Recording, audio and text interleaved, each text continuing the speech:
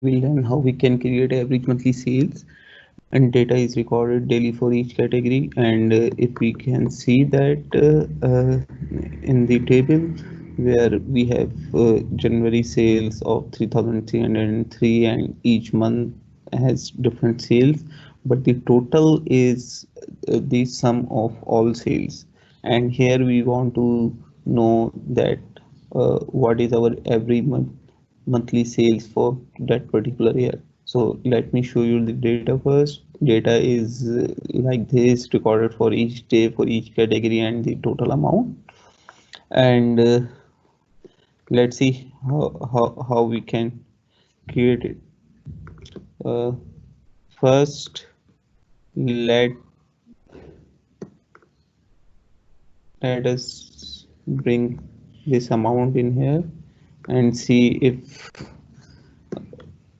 average created, but no, that doesn't create uh, the thing that we wanted, because in the average is happening for each row, and each row is getting average, and you are seeing the average of that particular month, that is 106. But we do not want to see this. We want to see the sum of that month, and at the bottom we want to view the average of all the month. So, so let me create a measure.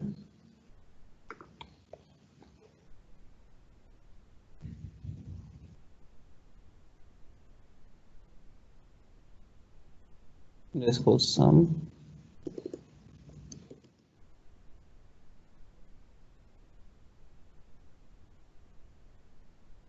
So first thing that we have done is create a simple measure for summing of that amount. And let's see.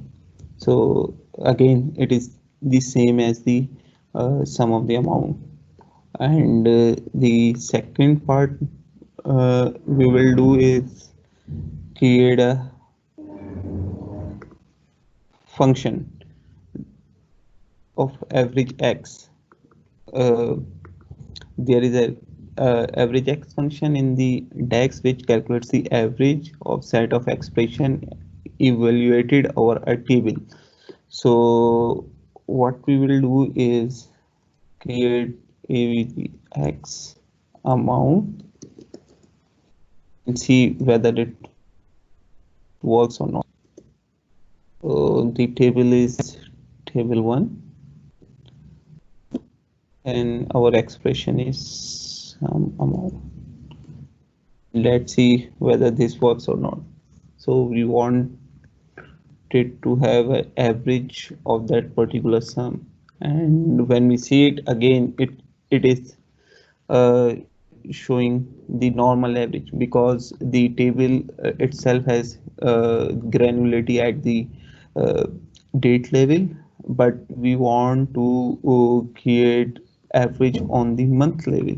So in order to achieve this, we there is another function of DAX, which is values. That is very good function if you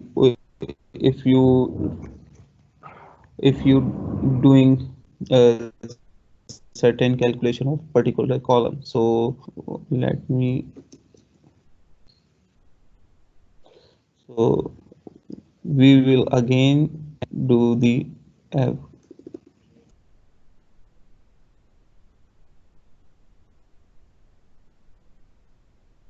x, and here we will,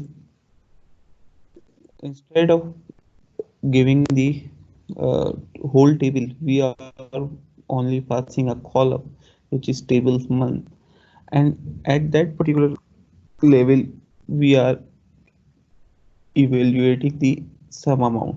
So what it will do, it will create a sum for that particular month, and then do the average based on that. Let's see. So here when we here you can see that you are getting the sum for each month, and then this is the average of all the months.